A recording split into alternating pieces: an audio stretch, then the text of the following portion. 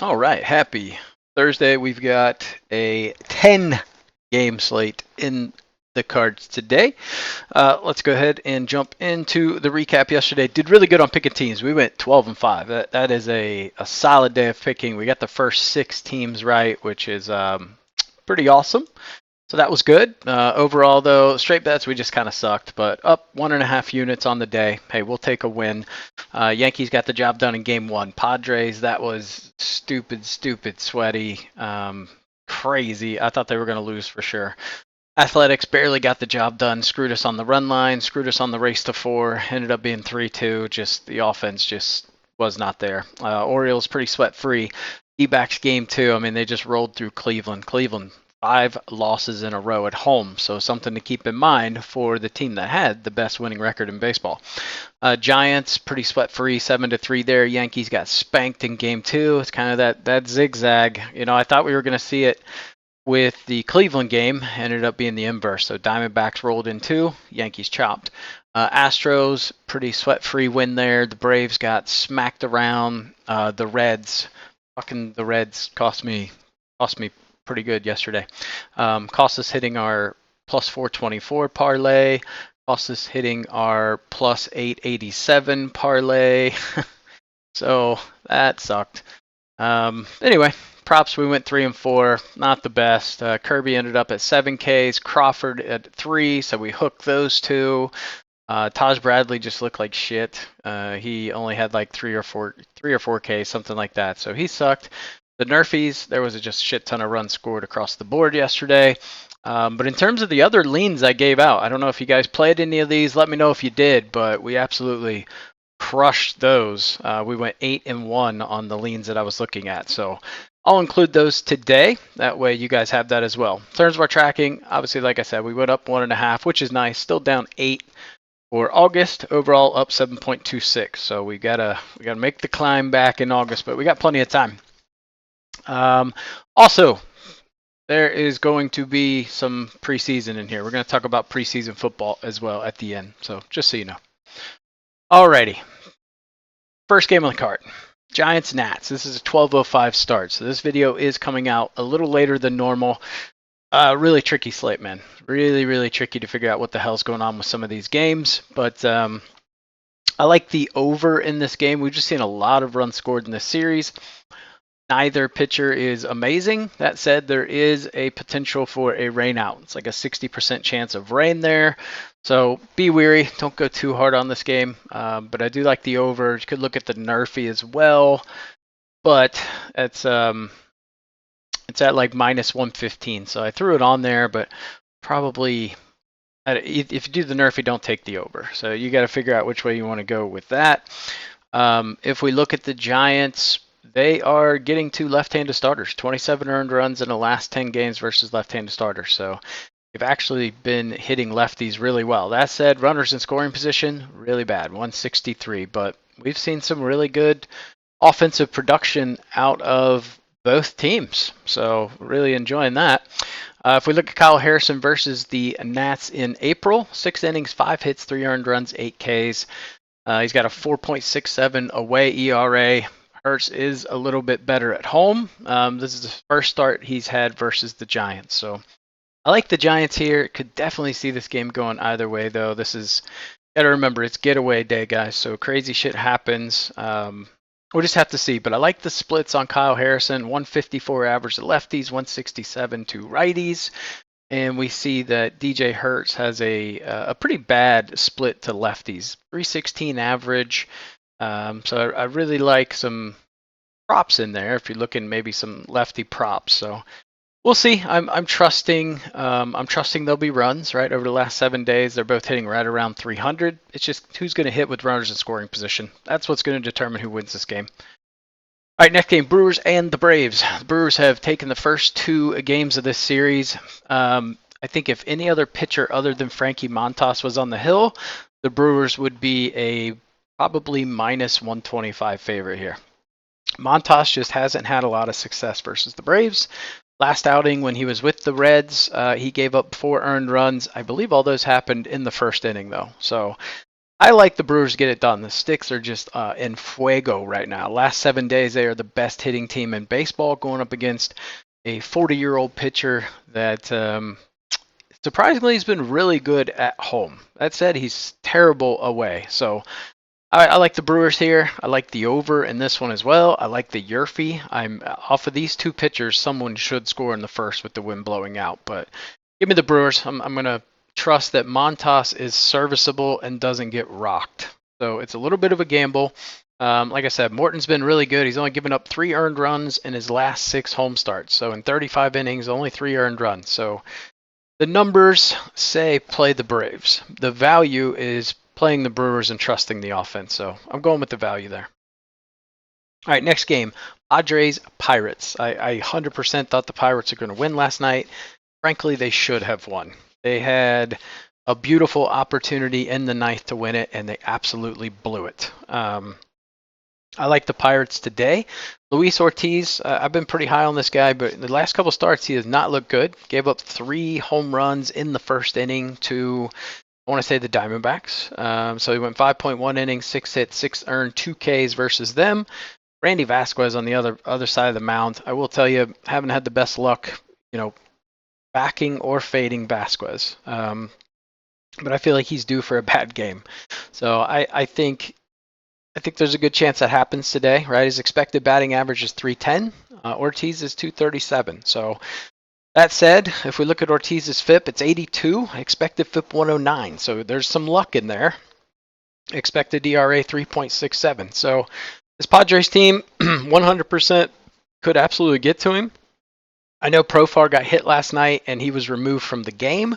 So I would assume, strictly maybe out of precaution that he's probably going to sit today. So that's your 2-hitter gone. Didn't really see Manny Machado do anything last night. He struggled offensively. I just didn't like how they looked with runners in scoring position the second half of the game there. So I think Pirates get it done. They have a bullpen advantage. The Padres bullpen is more taxed for sure than the Pirates, and they used a lot of their good arms last night. Their closer that they picked up, Tanner Scott from the Marlins. What the fuck was that? The dude walked like 4 people in a row in extras, so that was cool. So yeah, I think there's just a distinct advantage here to back the Pirates today. Okay, Mets and the Rockies. Ugly series, absolute ugly series. The Rockies won the first game, Mets won the second. So we're 2-0 on predicting this game. 2 lefties on the hill, Gomber and Peterson. This is going to be Peterson's first start in Coors Field. That makes me a little nervous. I get a little hesitant to back first-time starters in Coors because it's just different. It's a whole different field. That said, Gomber is horrendous away, and he's pretty good at home. I mean, a 3.83 ERA in Coors Field is probably like a 2 ERA or maybe even a 1 point something anywhere else. There is a 56% chance of rain in this one, so it could be another one that potential to get rained out. If we look at Gomber, last time he pitched was against the Mets was back in 2023. It wasn't very good. This was in Coors Field. 8 hits, 6 earned runs. A little bit of a different Mets team right now. But if we look at the splits for Gomber, noticeably weaker against right-handed hitters, giving up a 284 average, and the Mets are going to stack the lineup, and they'll have 8 right-handed hitters in the lineup. Conversely, for Peterson, right-handed hitters also give him a little bit of trouble at 263, and the Rockies should have 7 right-handed hitters in the lineup. But if we look at Colorado facing left-handed pitchers, so in the last 5 left-handed starting pitchers to face the Rockies, they have put together a combined 2 earned runs off of those 5 left-handed starting pitchers. So that doesn't give me a lot of confidence that the Rockies will get to Peterson. That said, A, it's getaway day. B, it's Coors Field. Crazy shit happens. I would say give me the Mets at minus 162, but there's definitely value on the Rockies at plus 136 as well. All right, Reds and Marlins. Abbott gave up a grand slam last night in the first inning. So that was cool. The Reds returned the favor with their own grand slam in the 7th. Had bases loaded, 2 outs in the 9th, and just could not get the job done. Needed a clutch single to tie it up. Final score ended up being 6-4. So that kind of stunk. Like I said, we were heavier on the Reds yesterday for sure, and didn't pan out. A lot of value to take the Marlins today at plus 160. The Marlins on getaway days are a tough-ass team to beat at home. That said, Hunter Green has been the best pitcher in baseball, bar none, over the last month. He's given up 1 earned run in 5 starts. He's got a 1.94 away ERA. Just faced this team, 7 days ago. 6 innings, 1 hit, 8 Ks. So 2 ways you can look at that. This was in Miami as well. So they're either due to get to him, which aids to that play the Marlins at plus 160, or we think Green has a really good day. I think Green has a good day. Just personally, his pitch splits look good. I think the Reds should get to Kyle Tyler. One of the props we'll have today is Cincinnati team total over 4.5. So I like runs to be scored in this game. The over 7.5 is very, very appealing to me. So I'm going to continue to look at that, but that might end up making the final plays. But I'll take the Reds there. Even at the juice at minus 192, there are ways to kind of cut that down. All right, Angels at Yankees. Originally, they had Stroman listed as the pitcher. Frankly, if it was Stroman, I was going Angels. Now it's saying Nestor Cortez, so that kind of shifts the gamut a little bit. That says Cortez hasn't been great. 19 earned runs in his last 5 starts, but he's also a lot better at home. 2.84 home ERA. Anderson 1.84 away ERA. So there's a lot of value on the Angels today at plus 230. If we look at New York versus Tyler Anderson, not great. 13 for 60 with 1 home run, 2 extra base hits. So they're hitting 217 off of him. In terms of his splits, he is very susceptible to lefties with a 368 average. Yankees only have 3. 2 of them are not very good. Soto is obviously a very good lefty. The Angels, same thing. Cortez is very vulnerable to right-handed hitters. And the Angels are going to have 7 of them. So there's going to be 7 righties. The Yankees haven't faced a left-handed starter in a week. And then before that, it was another week. So Christopher Sanchez was the last left-handed starter they had seen. So, there's a ton of value to take the Angels at plus 230 here. So I'll go Yankees just because Anderson, I don't trust Tyler Anderson. But I will tell you from a metric standpoint, from a value standpoint, it's all on the Angels. So I don't think I'll play. I don't think I have any plays in this game. And well, that's not true. I do have a play in this game, and it revolves around the Angels. So that's the point I'm getting at. The value is all on the Angels here. Can't give value 285 against with Nestor Cortez on the hill. Okay, next game, Blue Jays and Orioles. Saw the Orioles offense finally start to roll a little bit last night. Jackson Holliday's looking really good after his return back from the minors. Just hit an absolute bomb to right center last night. I like the Orioles today. Kevin Gausman, 6.39 home ERA. Dean Kramer, we hate Dean Kramer at home. He gives up home runs left and right, but he's decent away. He's not great. He's decent. If we look at Gausman versus Baltimore on June 3rd, he got shelled. He's been getting shelled a lot lately. If we look at pitch splits, he is susceptible to right-handed hitters. Gives up a 283 average to them. Baltimore only has 3. Kramer, same, but with left-handed hitters. Again, Toronto only has 3. That said, I like a lot of runs in this game. Kramer will inevitably give up runs. Gausman will inevitably give up runs. So I like the over 9. 8.5 would be nice. I think maybe I'd take the alt line at 8.5. Just so you don't get hooked at 9. But I like a lot of runs here. I would lean Orioles. I just like the way they're trending right now. That Baltimore bullpen is a little taxed after a bullpen game last night as well. All right, Rays cards. Rays let me down last night. Our upset parlay, we had... That was the only leg we had left to hit. We just needed the Rays to win to hit the upset parlay as well. So last night could have been freaking epic. But the Rays let us down. Taj Bradley got rocked, which is crazy. His last couple starts now, he's getting hit around. So we'll keep that in mind. I think it's just one of those when Taj is at home, you take him, and maybe when he's away, we just begin to fade him a little bit. Last 2 away starts have not been good. All right, we got Shane Baz going up against Kyle Gibson. So Baz is like a 25-year-old kid. Gibson's like 37, 35, something like that. He's a journeyman. I like the Rays to get it done. I know they're the dog at 105, but I think they just get to Gibson. They are hitting a little bit better over the last week than the Cardinals. The only question is runners in scoring position. If we look at both of these teams, we literally have the two worst teams in baseball over the past week with runners in scoring position. That said, I'm taking the over in this game. I know, it sounds crazy. But I like the over. I think there are hits off of both of these pitchers. Neither's going to dominate. Both are prone to give up a lot of walks. If we look at their strikeout percentage, they're both middle of the road. So I think there'll be a lot of runs in this game today. We look at Gibson splits. He's given up basically a 330 average to righties and lefties.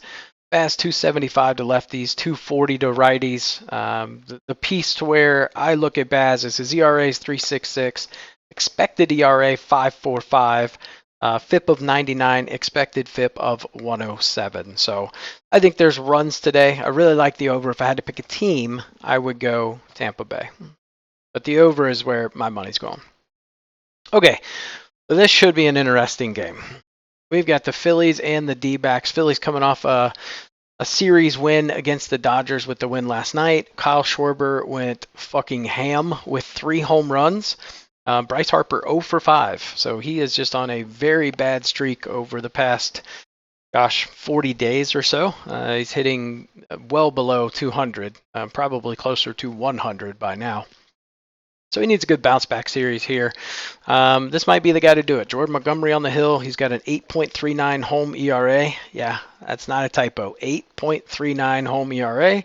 Going up against Colby Allard. Allard doesn't have a ton of stats here. His ERA is inflated just because he hasn't had a lot of work. If we look at Montgomery, he did pitch against the Phillies in Philadelphia on June 21st. Had a pretty good game. 6 hits, 5 earned, 2 earned runs, 5 Ks. He does do better away, but when he is in Chase Field, he's given up home runs, doubles, triples, you name it. Kind of a tough one to handicap here. If it wasn't for Montgomery, I'm going D-backs all day. I just don't trust Montgomery. Montgomery got rocked by the Nats for like 5-6 runs in the first inning, the start before here.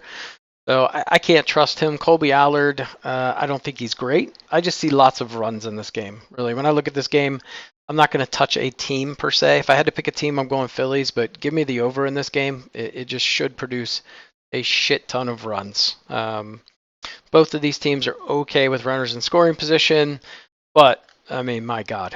I just don't see any possible way we don't go over 10 runs in this game. It's got to be 10 plus. Hell, we could have that by the 5th inning, these two guys. All right, last game on the card. Mariners and Tigers. We were on Tigers last night, and they got the job done. So that was pretty cool. Kenta Maeda going up against Brian Wu. It's probably not going to be Kenta. The way they've been doing this split is Tyler Holton will probably be the technical starter for the first couple of innings. And I didn't look at their bullpen usage. If it's not him, then it would be like Faedo. But they'll typically, instead of starting Maeda because he's such a really shit-ass starter, they've been bringing him in like 3rd, 4th inning instead. If we look at this splits, yeah, it's definitely going to be Holton today. He's only thrown 3 pitches over the last 3 days, so really good chance it's Holton. If it is Holton versus Wu, I'm hammering that Nerfy all day long. It's minus 155, but Holton is fantastic. He's a lefty. He has been extremely dominant this year, so I will hammer the shit out of that Nerfy if that's who it is. Going up against Brian Wu. Wu had home. Has been woo-woo. He's got a sub-1 ERA. He's only given up 3 earned runs in 5 starts. That said, if we look at his FIP, it's 79. Expected FIP is 99. So there's a lot of luck in there. And he does tend to give up a lot of hits. So I do see a path forward for the Tigers if they can hit with runners in scoring position. So this plus 170 is in play if the Tigers bullpen wasn't horrendous, right? If we look at their FIP, expected FIP, Ks per 9, I mean, they're just bad and they're heavily used. If we look at their usage, they've pitched 111 innings. That's almost top in baseball in terms of innings pitched. If we look at the Mariners, on the other hand, 68.1. So in a much better shape there, bullpen-wise. So give me the Mariners, I guess. I like the over, too. I think the over was 6 yesterday, and they sailed past that. So, but again, The only thing I would look to do is if Holton's in here, I'm hammering the Nerfy, and that's probably the only bet I'll have in that game. All right, let's get to our bets. Talk about baseball, then we'll get to the preseason. Okay, so straight bets. So Tampa Bay, St. Louis. I like that over 8. Like I said, Gibson and Baz should just be runs. Give me the Brewers money line. I look for them to sweep. I'm gonna fade Uncle Charlie and hope Frankie suck ass Montas doesn't suck so much ass. He looked good in his last start versus the Nationals, so hopefully he can continue that streak. Give me the Reds team total over 4.5. It's a little bit better than playing the Reds at -198. I just trust that they'll get some runs. It's been a pretty high scoring series. Give me the Angels first 5 over 1.5. So if the Angels can score 2 in the first 5, we get +100. So you give me +100 odds against Cortez, who's given up at least 3 earned runs in his last like 4 or 5 starts. I'll take that all day long. If it hits, great. Philly, Arizona, like I said, over 9.5 at -110. This just feels like free money. Not gonna lie, it's a super high total, but 2 just really bad pitchers, 2 really good offenses. I think you kind of know how that ends. All right, and then our parlays of the day. Give me the Orioles, the Giants, and the Reds at +406. Give me the Reds first 5 -0.5. So we're going heavy on the Reds here. So if you want to fade them, I get it. Reds first 5 -0.5. We're going Milwaukee first 5 team total over 1.5. I love that one. And then give me Pittsburgh +2. So we're taking an alt line. Pair those together +300. And then we're going with the hitter prop of Ramos for the Giants over 1.5 hits, runs, and RBIs. Ellie De La Cruz, probably the hottest hitter on the planet right now, over 1.5 hits, runs, and RBIs. And then Kobe Mayo, the rookie for the Orioles, will be their 9-hitter, playing third base most likely, under 1.5 hits, runs, and RBIs. He hasn't crossed this line yet. I'm not in love with this guy. He is bit of a strikeout machine, very weak contact. I think he's struggling against these major league pitchers, so I like that one a lot. Fun parlay, give me the Reds, Seattle, Baltimore, Giants, Mets. Pair those together +1,118. Upset parlay of the day, Milwaukee, San Diego, Arizona, +727. All right. Everything else you guys can look through. Props, other leans here. Like I said, we went 8-1 on these yesterday, so might not be too bad. Up to you guys. The Los Angeles team total over 2.5 is very appealing. There's just way too much value on that first 5 at plus money though to pass that up. All right, preseason action tonight. So we've got 2 games tonight. We've got some games Friday, and we've got a bunch of games Saturday. So I wouldn't go too hard today. I'll give you some leans. We got Detroit and the Giants. I like the over in this one. I think there should be a decent amount of points put up on the board against these 2 defenses, and I think the offenses are going to be pretty decent, right? You got the Giants. They should do okay, right? I don't know how many QBs they're going with. They've only got 2 on their depth chart, obviously, aside from Daniel Jones. So I'm not sure what the split will be. You've got DeVito and Sutfield, I believe, are the 2. So we'll probably see Sutfield go first and then DeVito. So 2 okay QBs there with some experience. Sutfield, really good at completing passes. If you look at his NFL experience, he's pretty solid there.